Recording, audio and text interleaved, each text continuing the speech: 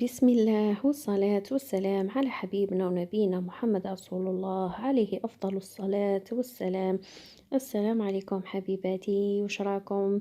إن شاء الله كامل تكونوا بخير وفي صحة وعافية يا رب. اليوم جيتكم كما كنتم تشوفوا بمحبوب الجماهير ولا محبوبين الجماهير المحاجب.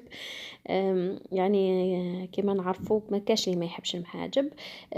كنت شاركت معكم ديجا وصفة من قبل، يعني العجينة درتها لكم بكل تفاصيلها، حنخلي لكم الرابط تاعها مع الفيديوهات المقترحة بإذن الله. واليوم جيتكم بحشو جديد بالفلفل والدجاج. نتمنى ان شاء الله تتبعوا معايا الفيديو الاخير وينال اعجابكم. يلا نشوفوا الطريقة والمقادير مع بعض. هنا اول حاجه نبداو بها هي العجينه تاعنا. انا قست بهذا البول، يعني هاد الكميه تخرج لكم كميه كبيره ما شاء الله.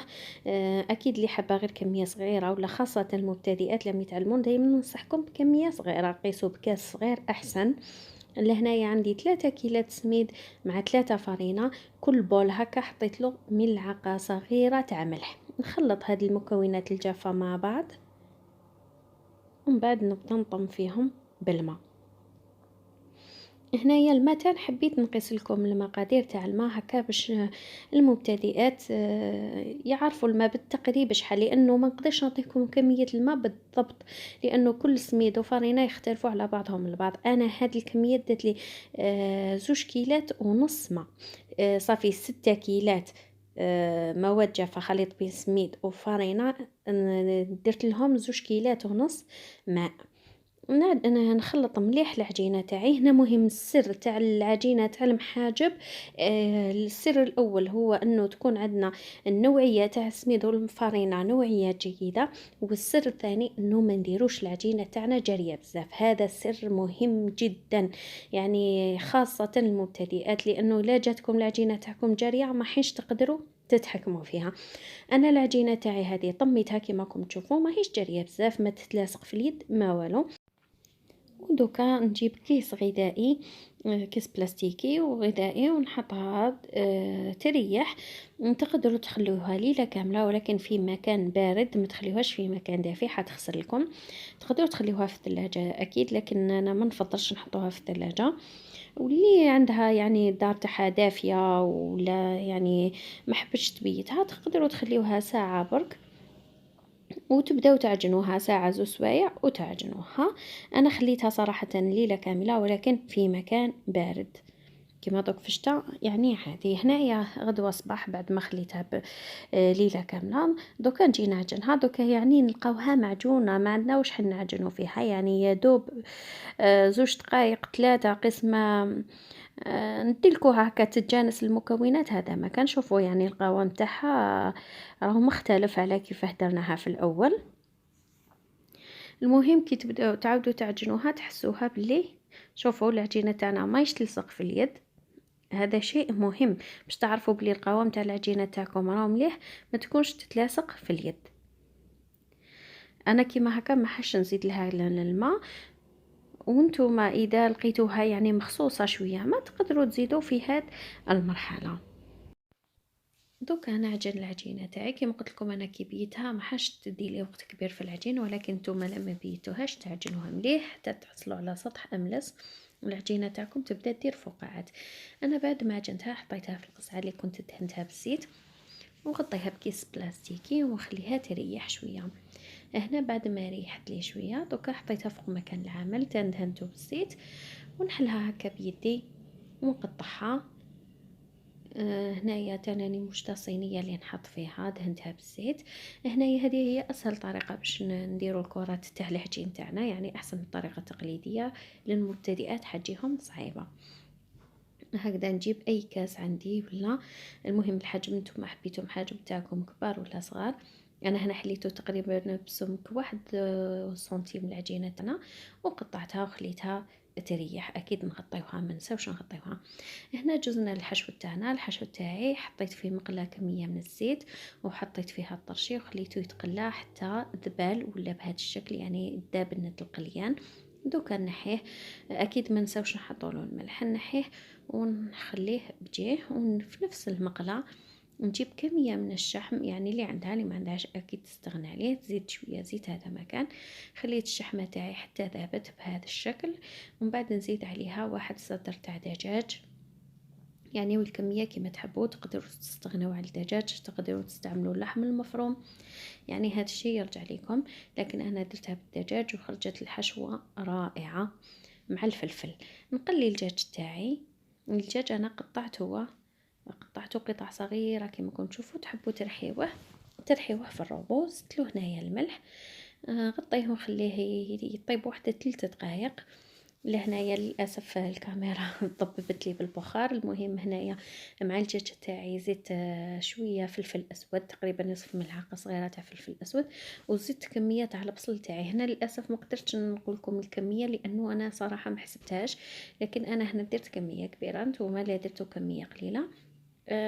المهم حاولوا توزنوا الحشو تاعكم شحال يخرج لكم. لهنايا بعد ما حطيت البصل خليتها تغلى شويه تاني. ما نساوش نحطوا لها حقها تاع الملح البصل. خليها هنا حتى تقلى تقريبا 90%. طيب لنا البصل تاعنا بهذا الشكل. في هذه المرحله نزيد الطماطم الطازجه. انا رحيتها هكا في الميكسور، وانتم تحبوا ديروها في الميكسور، تحبوا تقطعوها قطع صغيره. انا نحبها في الميكسور ما تجينيش يعني باينه بزاف في المحاجب. نزيد نخلي الطماطم تاعنا تتقلى واحد 2 دقائق مع البصل. من بعد نزيد هنايا زيد تقريبا فصين تاع الثوم، تحبوا تستغناو عليهم تستغناو. ونزيد ملعقتين كبار تاع الدرسه تاع فلفل عكري الحلو، الفلفل الاحمر الحلو. الوصفه راهي في القناه، يعني الحمد لله بزاف جربوها وعجبتهم. نزيد نقلي الحشو تاعي. بعد ما قليته وطاب كامل الحشو تاعي، هنايا عاود حطيت هذاك الطرشي اللي كنا قليناه كيف ونزيد نخلطه ونحركه ونخليه واحدة دقيقة 2 ماكسيموم، يعني قسمة يتجانسوا النكهات مع بعضهم البعض. هذا مكان نطفي عليه ونخلي الحشو تاعي يبرد بجيه. هنا بعد ما بردت الحشوة تاعي والعجينة تاعي ارتاحت، يعني العجينة أقل شيء خليوها نص ساعة تريحها باش نتفاهموا. قد ما تكون مريحة العجينة تاعكم قد ما حتجيكم سهلة في العمل. هنايا ندهن مليح مكان العمل تاعي بالزيت، ونحط العجينة تاعي ونبدا نحل فيها غير بالعقل. خاصة المبتدئات نقولكم روحوا لها غير بالعقل، ما تقلقوا ما والو. وهذه الطريقة سهلة اللي راني نحل بها، حتجيكم سهلة بإذن الله. نبدا نحل ونركز على الاطراف. انا هكا شوفوا البنات العجينه من الاول بانت لي مليحه هكا. كاين انواع تاع السميد اللي من بعد ما يزيدوا يرتاحوا تلقيها عاوده طلقت، السميد هذاك عاوده طلق روحه. يعني الماء دائما روحوا له غير بالعقل، وديروا العجينه تاعكم ما تكونش جاريه. هذه نوصي ونعاود لانه هنايا اللي حتجيكم صعبه. الا كانت جاريه هنا ما حيش تقدروا تحكموا فيها. المهم نحل العجينه تاعي كما راهي واضحه في الفيديو، ونركز على الاطراف ونخلي الوسط تاعي يكون خشين شويه. بعد ما حليت العجينه تاعي نجيب كميه من الحشو. الحشو تحبوا تعمروا بزاف تحبوا قليل، يعني هذا يرجع لكم. انا صراحه نحبهم المحاجب يعني فيهم الحشو ماشي غير عجين. نسقم الحشو تاعي. انا صراحه نحب نسقمه بيدي هكذا شكله، نسقمه على شكل مربع، ولا كيما هنايا قطع تاع الدجاج اللي نلقاهم خشان نحاول نفتتهم هكا باش ما يقطعوليش العجينه. نسقم الحشو تاعي ومن بعد نطوي العجينه تاعي كيما راهي واضحه في الفيديو. ودائما كي نطوي ونحاولوا نسقموا الاطراف هذوك. نطوي العجينه تاعي بهذا الشكل كما قلت لكم، يعني العجينه هكا وجاتني شويه جاريه. يعني ديروا توما كوب كيلتين تاع الماء والثلث، ما ديروش النصف، ديروا والثلث وشوفوا. يعني ويقعد على حساب كل سميد نوعيه تاع السميد والفرينه كيفاه. كاين اللي تشرب كاين اللي ما تشربش. يعني هنايا علاه نقولوا المحاجب والمعارك شخشوخه اللي يعني العجائن من هذا النوع تحتاج للممارسه. هنايا بعد ما شكلتها كما كنت تشوفوا جبت حطيتها في الطاجين تاعي. طيب انا كنت ديجا بديت نخدم. نكمل انا نحل محاجب تاعي كامل بنفس الطريقه، نخدم في نفس الوقت نطيب بهذا الشكل. نكمل كامل المحاجب تاعي ونشوفهم في الأخير. هادو هما المحاجب تاعنا بعد ما طابو. واش نقول لكم، شهيتكم في الجنة يعني محاجب ولا أروع. هذا الحشو يجي مميز، حشو رائع، يعني قليل اللي يدير الطرشي في المحاجب، ولكن صدقوني يجي بزاف بنين. نتمنى يا ربي ان شاء الله تجربوهم وينالوا اعجابكم. نقول لكم تشجعوا يعني المبتدئات ولا اللي ما تعرفش ديرهم. واش نقول لكم، المحاجب وهذه المعجنات كما قلنا يجيو بالممارسه. هنايا حبيت نوري لكم انايا كاين حبات درتهم بالبيض الداخل فوق الحشو. كي يكون ندير نكسر فوقه حبه بيض ونديرو، يعني هذه اللي حبت تزيد قيمه غذائيه للمحاجب تاعها. انا دائما هكا ندخل البيض في المحاجب تاوعي، وصراحه يحبوهم هكا. كما قلت لكم نتمنى ان شاء الله تجربوهم وينالوا اعجابكم. وهذه المعجنات بالممارسه للمبتدئات نقول لكم تشجعوا من نهار الاول، بالك ما ينجحوش معاكم وتجيكم جاريه العجينه ولا ناشفه، وبالممارسه حين توالفوهم. نتمنى اذا عجبكم الفيديو تاع اليوم وعجبتكم الوصفه تاع اليوم ما تبخلوش عليها بالاعجاب وتخليوا لي التعليقات تاعكم. هنا شوفوا هنفتح معكم حبه تاع محاجب، يعني شوفوا كيفاش يجيو طريين، تطويوهم وتحكموا فيهم كما حبيتوا وما يجيوش معجنين نهائيا. ويجيو يعني مورقين، كل ورقه تجي وحدها. نتمنى منكم تنضموا معايا لجروب فيسبوك، انا نخليكم الرابط في صندوق الوصف باذن الله.